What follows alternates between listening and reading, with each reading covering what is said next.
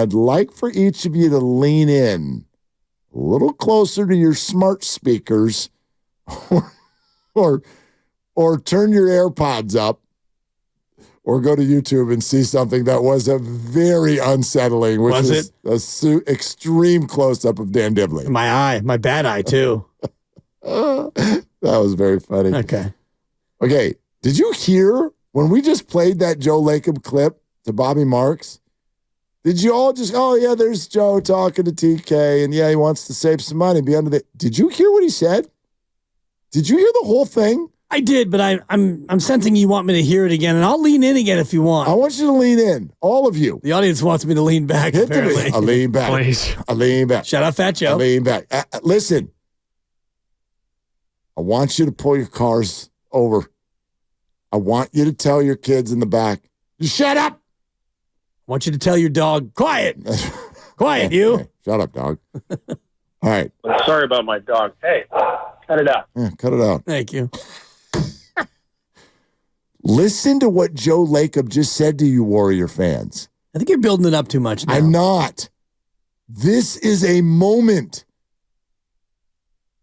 Listen to the whole minute 20. We're going to listen. All right, TK show. Can you say you were going to be out of the second apron going into the going into next season? You will not be in the second I'll apron? go beyond that. I'll tell you that our, plan 1 or 1A is actually we'd like to be out of the tax. And we think we have a way to do that. That kind of is the plan, not just under the second apron. And I'll tell you why that's important. Because the truth is that we need to be out of the tax 2 years out of the next 4 in order, or below the tax line, in order to get this repeater thing off our books. We don't want to be a repeater. It's just so prohibitive. Not to say we wouldn't do it if we had to, but you've got to look at what the downside is to doing that. So that's the plan, is to try to do that. And we think we can keep our team together and retain even the players we might be able to bring players back at different numbers and so on. So that's kind of plan A, but there's a plan 1B, I guess, or probably 1A. And 1B is, we could go even further than that, and we could make big changes if we had to. If this team, were to go slide all the way down here and not do well at the end of the year, there's going to be big changes.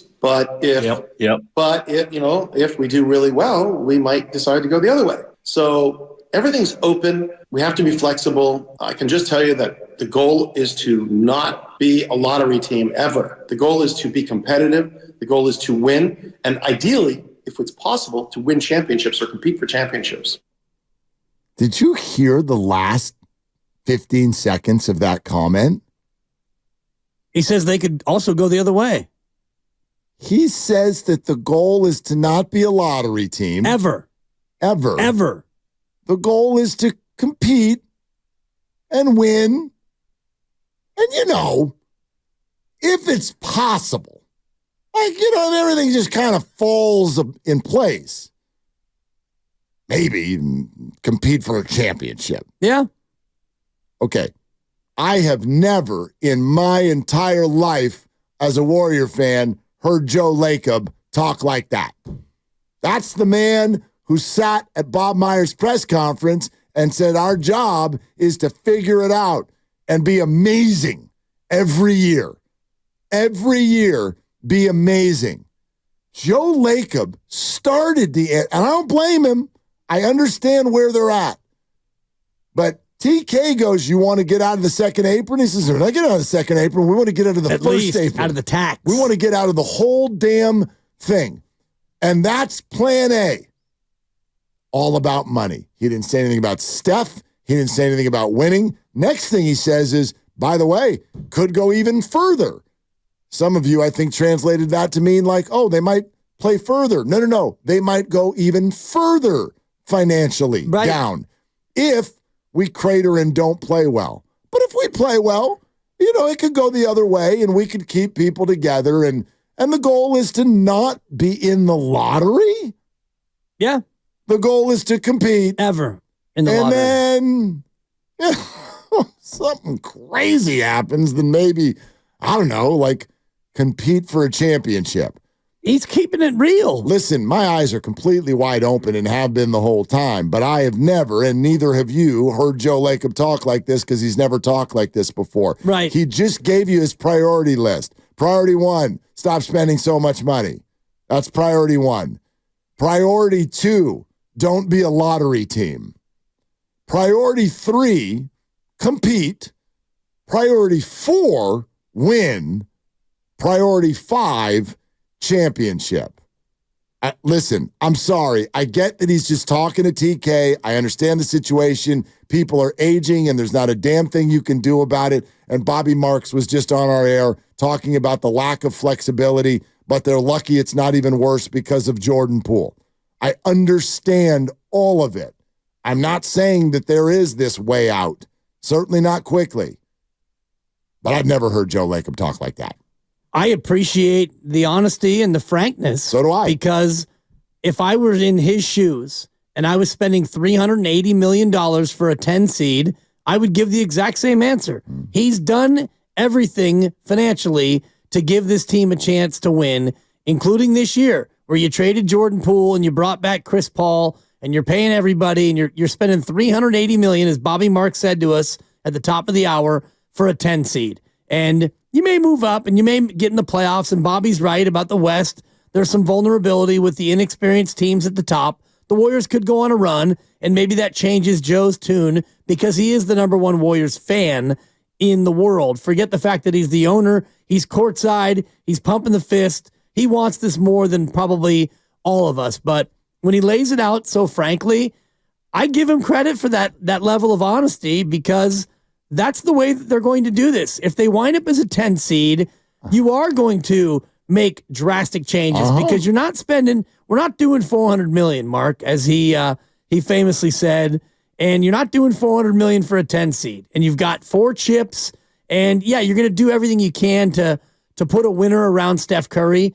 But the thing about we're not going to be a lottery team ever, that struck me. That tells me that they're not just going to blow the whole thing up. No. And they're also not going to be a lottery team in 5 years when all this ends. Right, but I'd also argue that as a soundbite, that's not a goal that fans want to hear.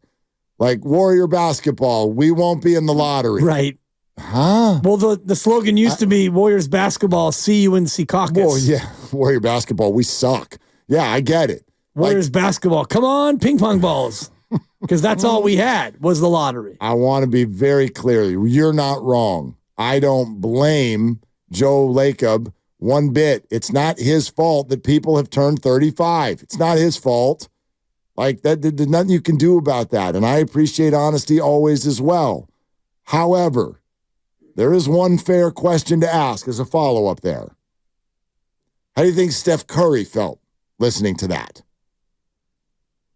I think Steph knows exactly what's going on. And I don't. I think he knows what's going on. I don't think he accepts it. Well, I think that he accepts it because he understands. And I think he accepts the fact that Joe Lacob is spending $380 million this year and they're a 10 seed. Yep. So he doesn't owe Steph Curry a damn thing. No, he doesn't. It's not about owing it to him. But if I'm Steph Curry, I have to think about my business and the end of my career. Right. And it very much sounds to me like Joe Lacob is saying out loud, the goal for us is to now be a little bit smarter about this because we're not a championship contender anymore. And so why are we going to blow a bunch of money, as you just said, on a 10 seed? And if I'm Steph Curry and people are dancing around on Twitter about LeBron and Giannis, I don't want to hear that. You're telling me, Joe, that the plan A for the remainder of my career is you want to stop spending tax money? See, it's not the remainder of his career. It is. He's talking about the next year because then you avoid being a repeater. I get it. That to me is, if I'm Joe Lacob, that's job one. Okay, but what are they flexible to even do after that? Well, after you get out of the repeater, then you can get back into the tax if you want. You can. However, this is still a soft cap league. You can't just go, okay, now we're just going to sign somebody for $60 million a year. Right. And who the hell's available? And another year of Steph's career at this point is quite a large thing. He said last week he thinks about retirement every day. Yep. He signed for 2 more years after this one. So he's making 55.7 and 59.6. So over the next 2 years, you're going to be up against it no matter what you do because you have one guy making about a fourth or even a little bit more of your cap. Look, maybe Steph gets it. Maybe Steph's cool with it. Yep. We had our run, we had our fun. But if that guy still has designs on another ring before his career is over, I'm sorry. I don't think that was a wonderful quote. If I were Steph and that were my goal, I don't think that I want to hear that. Job 1, save money. Job 2, don't suck. Like how many, okay, Right. How far down the list before, like, what happened to maximize the remainder of Steph Curry's career? What happened to that? Well, they're trying to, but to expect him to continue to dance with the luxury tax and in the second apron, if you continue to be a repeater, you lose draft picks under the new penalty structure. I believe it's 2029. You would lose your first round pick. So now Steph is going to be 40 or 41 if he decides to play that long, and he's going to retire. And well, you don't have a first round pick because you kept shoveling bad money after good as a 10 seed, and Joe Lacob spending $380 million a year to watch his team in the play-in tournament. Oh, I'm not calling him crazy. I know you're not. I'm not saying a word about Joe Lacob. The idea of him verbalizing it, I think, is not. I don't know if fans get offended by that. I don't think that they do. I think it'd be pretty hard to get offended by anything Joe Lacob does financially after what he's done for the last decade. I'm simply saying that if my name were Steph Curry, I'd be like, okay, good to know. And I think that this is all cast in the light of urgency about these final 29 games. And Joe Lacob even said it in that answer, depending on how things go here, if they do end up the year on a 20-9 run and they snag a 7 seed and they get in the playoffs and they make a little run and they make some noise, well, now Joe Lacob might be motivated to stay not in the second apron. Maybe he's in the first apron. And maybe you decide to quote, run it back in some ways. Boy, based on the conversations that you and I have with Warrior fans every day, I don't even know if people want that. Y'all want the Warriors to go on a little run here in the second half to the 8 seed and then come out of the play-in tournament and lose to the Thunder in 5 games or 6 games and then have people go, oh, okay, let's keep them all together. Like that, is that what you want? That's not what we hear every day. Of course not. I mean, even the chat right now is sitting here, no, it's time reboot, Kuminga, build around this, build around that, Podziemski. All right. Again, if my name's Steph Curry, I'm not real into that. A lot of you are sitting here going, well, this is very normal, Mark. This is an owner who called Jeannie Buss 2 weeks ago about LeBron James.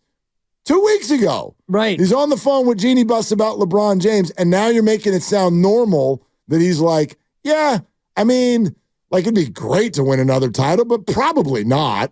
And acting like that won't land with Steph a certain way. It would if I were him. Well, you get to the offseason, and if you do flame out in the play-in or in the first round of the playoffs, however that ends, and you're looking at drastic changes, you can make drastic changes, and one of them might include getting LeBron James to come to Golden State. Whether or not that's enough to win a title, if LeBron opts out, or you get him in some sort of a sign and trade, you get Chris Paul off the books, you'd move on from Andrew Wiggins, and you find a team that is willing to pay his. It's 26, 28, and then there's a player option for Wiggins for $30 million in the third year. It's not a lot. The LeBron thing does not feel realistic. It doesn't, it's fun. It's but if you're Joe Lacob and you're looking to make drastic changes, I'm sure you're going to call, you're going to back channel it through Draymond. But the way you're saying it, and maybe you're right, is that the drastic changes sound like moves to be made for right now. And I think that could go completely in the opposite direction as well. If this doesn't go well over the second half of the season, I don't think it's that, let's bring in someone like LeBron. No, it's more like buy Chris, buy Clay, and then find ways with even other people, potentially a Wiggins, a Looney, to get even younger. And all I'm asking, I don't know if he'll go that route, because that tells me that sends you to the lottery. I think the Warriors would love to get younger. That doesn't mean young, but younger. I think it'd be ridiculous to not think that way when you look at the roster right now. Hard to not get younger when you have Chris Paul, a 39-year-old Chris Paul, and if Clay moves on at 34, you're going to get younger anyway. I don't think that they're going to end up getting like a lot younger, and you don't have your first round pick next year unless you do land in the lottery. It's only top 4 protected. So you're losing that pick. So the only way that you can, quote, get better would be, getting rid of some salary and, bringing in a veteran or finding some young players. I don't disagree with a word you're saying. They're a little screwed in terms of trying to, quote, get better. And my question is like, we're all running around going, well, Steph's going to finish his career with the Warriors. Well, there's someone who has some say in that we haven't really brought up yet. His name's Steph. Right. I don't know how this would land with him. Option A is to spend less money.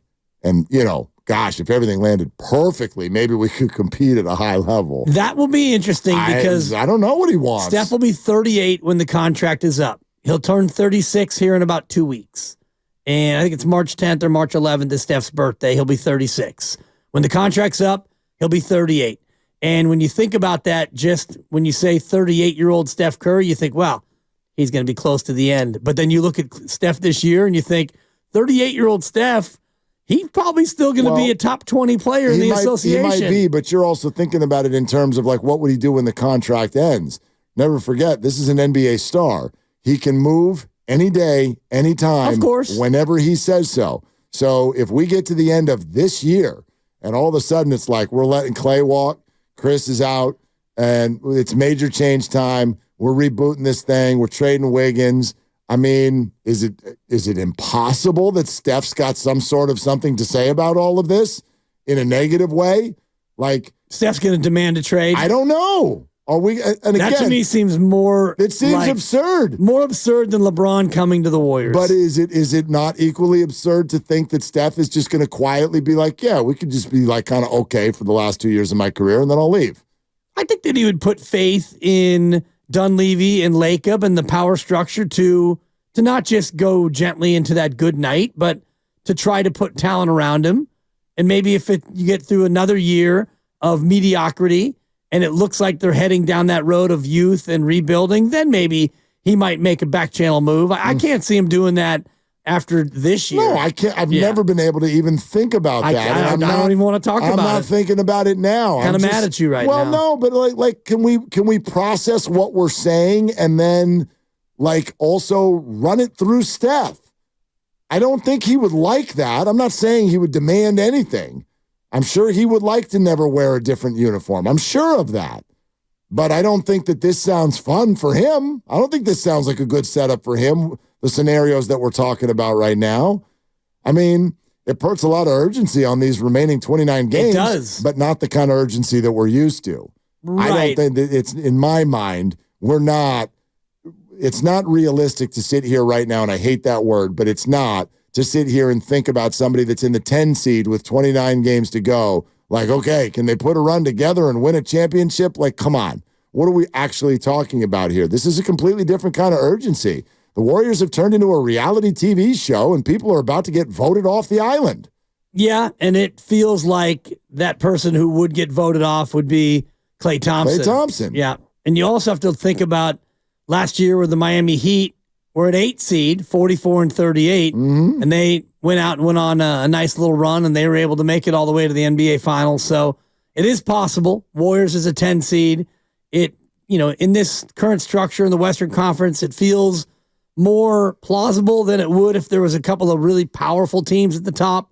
I know Denver and Phoenix are daunting, but the two teams at the top have very little experience. So I'm not saying I'm putting my money on the line for the Warriors to make it to the NBA Finals, but there is a scenario where it could happen. It's more likely that they're a play-in team and they're a first round out, either in the play-in or in the playoffs. And if that's the case, then we're faced with what you're talking about.